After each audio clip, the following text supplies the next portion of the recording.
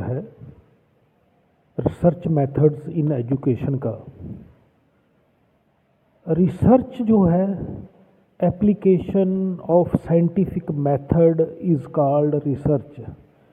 साइंसी तरीक़ाकार का अतलाक़ या इस्तेमाल ये रिसर्च कहलाती है। अगर आप साइंसी तरीक़ाकार को एजुकेशन में नसाब साजी, तरीक़ा तदरीस, बच्चों के learning problems, administration problems, school management के मसाइल को हल करने के लिए इस्तेमाल करेंगे तो ये एजुकेशनल रिसर्च कहलाती है।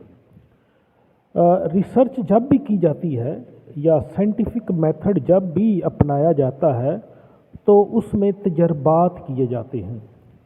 तो तजर्बा उर्दू में लफ्ज़ है। अमूमन स्टूडेंट कंफ्यूज हो जाते हैं जब हम एक्सपीरियंस की बात करें या एक्सपेरिमेंट की बात करें। तो आज इस छोटे से लेक्चर में मैं आपको एक्सपीरियंस और एक्सपेरिमेंट में फ़र्क बताता हूँ। जब हम आम चीज़ों को देखते हैं या माहौल से इंटरेक्ट करते हैं तो हम एक्सपीरियंस कर रहे होते हैं, और इस एक्सपीरियंस के दौरान हम अपने हवासे खमसा को इस्तेमाल कर रहे होते हैं। हवास खम्स 5 हिस्स जो अल्लाह ताला ने हमें अता की हुई हैं, देखना, सुनना, सूंघना, चखना, छूना। तो जब हम अपने हवासे खमसा से डायरेक्ट चीज़ों को छूते हैं, देखते हैं, सुनते हैं या कोई काम करते हैं तो हम एक्सपीरियंस करते हैं। इसी को ही उर्दू में तजर्बा कहा गया है। एक एक्सपेरिमेंट है।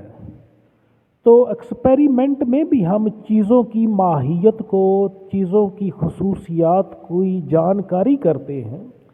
तो उस वक्त भी हम मुशाहदा करते हैं, लेकिन वो मुशाहदा या वो एक्सपीरियंस साइंटिफिक टूल इस्तेमाल करते हुए करते हैं। जैसे दूरबीन है, मुशाहदा तो हम कर रहे हैं, लेकिन जब हम दूरबीन से करेंगे, दूर की चीज़ों को करीब ला कर देखेंगे या खुर्दबीन में छोटी चीज़ों को वाज़े करके देखेंगे, या इसी तरीके से टेम्परेचर को थर्मामीटर के ज़रिए नापेंगे, या जो दबाव है इसको बैरोमीटर के ज़रिए। तो ये साइंसी आलात जब हम इस्तेमाल करते हुए एक्सपीरियंस करते हैं तो उसको हम एक्सपेरिमेंट कहते हैं।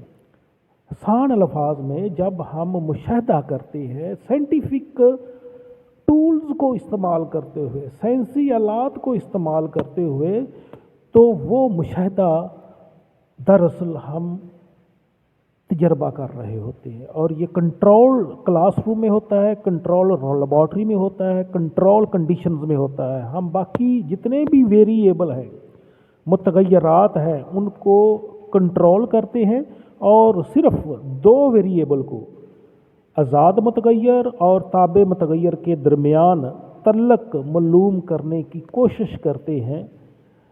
इंडिपेंडेंट वेरिएबल और डिपेंडेंट वेरिएबल के दरमियान जब हम तल्लक को आइडेंटिफाई करते हैं, मालूम करते हैं, काज एंड इफ़ेक्ट के रिलेशनशिप को, या स्टिमुलस और रिस्पॉन्स के रिलेशनशिप को जब हम टेस्ट करते हैं साइंटिफिक टूल्स के साथ, तो इसको साइंटिफिक मेथड कहते हैं या हम इसको एक्सपेरिमेंट कहते हैं।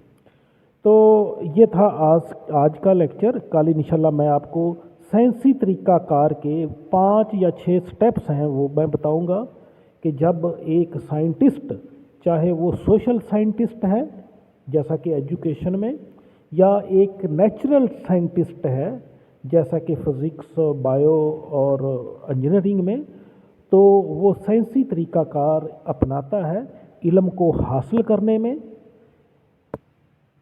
सीखने में, नई थेरीज़ बनाने में, और जो पहले से थेरीज़ बनी हैं, कानून बने हैं, उनको इम्प्लीमेंट करने में। जब साइंसी तरीक़ाकार अपनाया जाएगा तो उसको हम साइंटिफिक मेथड कहते हैं। हम हक़ाइक़ को जानने के लिए साइंसी तरीक़ाकार इस्तेमाल करते हैं। हक़ाइक़ क्या है, सच्चाइयाँ हैं।